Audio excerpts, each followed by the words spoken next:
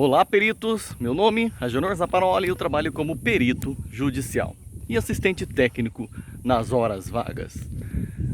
Bom, hoje vamos falar sobre laudo pericial.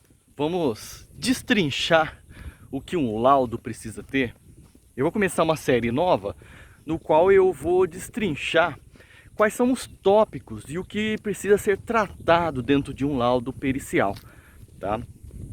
Tem um vídeo mais para baixo, bem lá no começo, que fala sobre o laudo, mas não é tão completo como eu quero fazer nessa série, tá? Porque nós vamos tratar item a item dentro de um laudo pericial.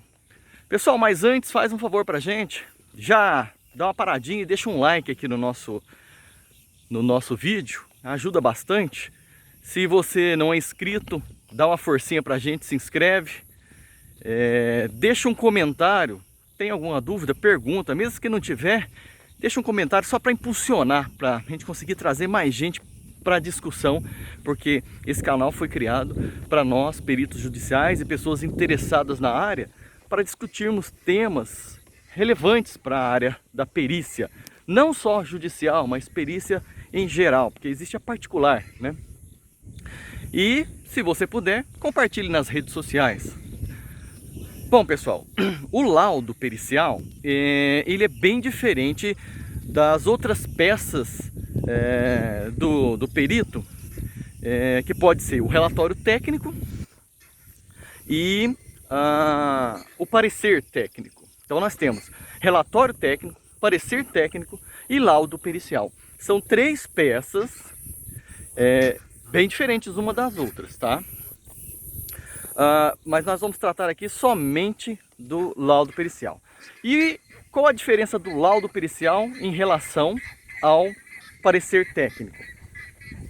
Básico, pessoal, é muito básico. O parecer técnico, ele traz uma afirmação, uma certificação a partir da ideia do profissional. O profissional vai dizer, o problema é esse por causa disso, disso, disso. Eu digo que o problema é esse por causa disso, disso, disso. Entendeu que o parecer técnico é um parecer daquele técnico e não da maioria? Exatamente. Agora, o laudo pericial, ele é basicamente um estudo científico. O laudo, ele tem o parecer do técnico que elaborou? Tem. Mas, obrigatoriamente, o laudo pericial precisa trazer citações de outros trabalhos para garantir cada afirmação que o perito faz. Então, se o perito fala, o problema é aqui por causa disso, disso e disso, conforme fulano de tal no trabalho dele, do livro tal, entendeu? E aí você faz citações, você traz ao seu laudo citações e outros trabalhos que tiveram o mesmo destino do seu, né? Então, por exemplo, olha, o veículo não está funcionando porque a bateria pifou, né? Conforme o perito fulano de tal no trabalho tal, cita o trabalho, coloca o link do trabalho, o dia que você acessou aquele trabalho, o dia que aquele trabalho foi postado, né, para as outras pessoas também terem acesso e elas poderem acompanhar que o desenvolvimento do trabalho daquele outro profissional também seguiu o mesmo desenvolvimento do seu. Conseguiu entender a diferença entre o laudo pericial e o parecer técnico? O laudo, você segue a ideia, o trabalho de outros profissionais, porque você tem que comprovar que o que você está fazendo, a maioria dos seus colegas de trabalho, né, seus pares, também fazem. Você não pode fazer da sua cabeça, você não pode criar algo da sua cabeça, né? A não ser que você esteja se baseando, por exemplo, num mestrado, num doutorado, entendeu? no qual você está fazendo. Mas mesmo assim, quando você faz um mestrado ou um doutorado, você cita outros trabalhos, entendeu? De qualquer forma, o laudo pericial, ele não é monocrático, ele não é único, exclusivo do pensamento da cabeça do perito. Ele segue a metodologia esqueci o nome. Bom, ele tem que ser amparado por trabalho de outras pessoas. Não adianta você afirmar que é uma coisa sem provar que aquela coisa é daquela forma, né? Então, se você tem tanto que provar que os outros estão fazendo da mesma forma que você, né? Que o seu raciocínio empregado naquele laudo é o mesmo de outros profissionais, quanto que a metodologia utilizada, que o resultado atingido foi mais ou menos aquele. Entendeu? Senão não é um laudo, senão é um parecer técnico, ok? Então nós vamos falar nesse tema aqui, nessa série, sobre laudo pericial. Então já conseguimos diferenciar o que é laudo e parecer.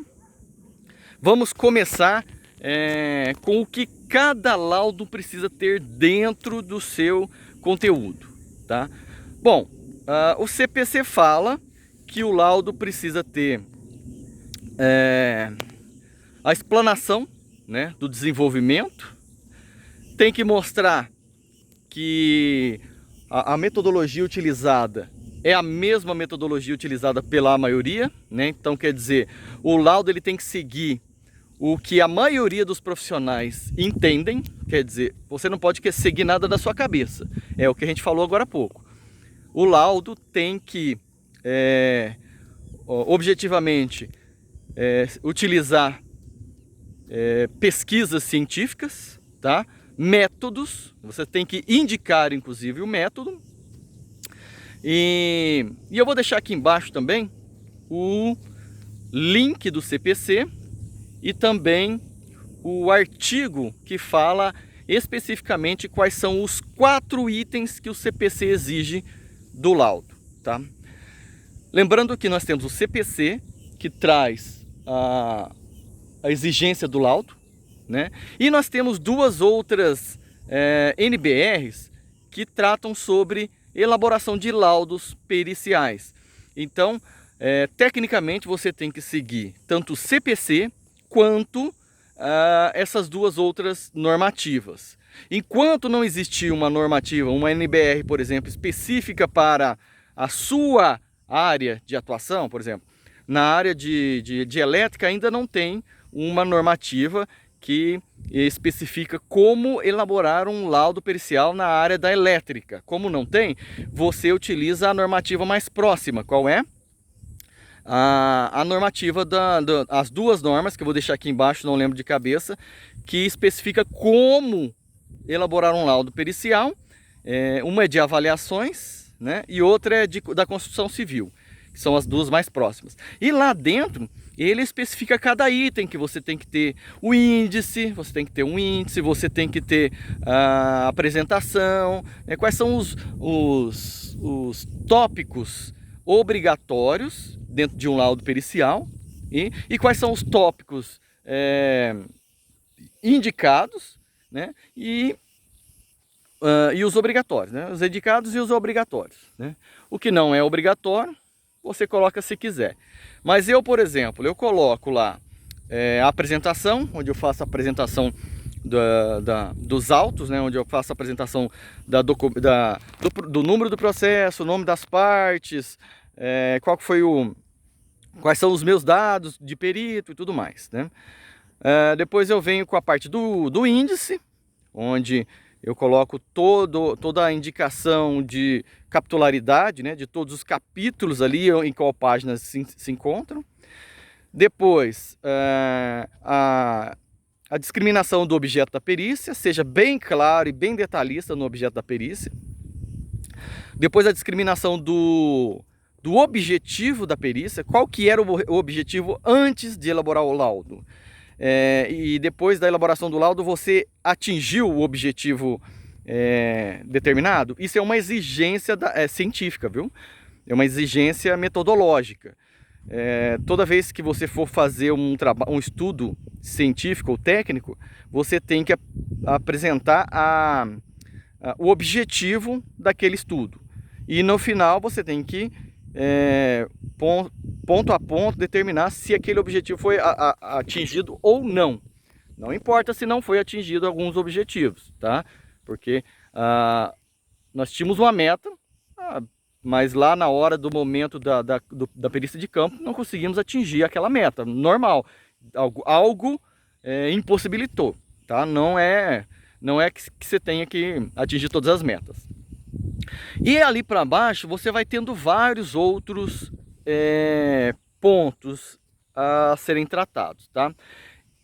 Nesse vídeo eu quis trazer para você a obrigatoriedade de seguir as normas e de seguir também a lei, o CPC, tá? Nos outros vídeos eu vou falar especificamente cada ponto, cada tópico, cada item, tá? Nós vamos falar sobre a descrição do objeto da perícia, os objetivos e tudo mais para baixo, ok?